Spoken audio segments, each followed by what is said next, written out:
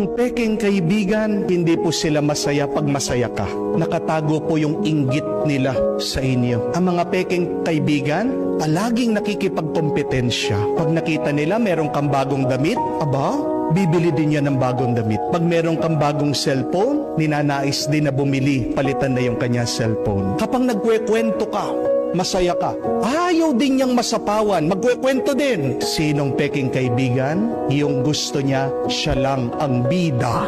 Amen? Pero pang-apat, ang peke pong kaibigan, hindi ka palagay sa kanya. Mararamdaman nyo naman po yan sa kutob na hindi ka payapa o hindi ka talaga tunay na masaya pag nandyan siya. Iba po yung energy ng isang peking tao. Di po ba?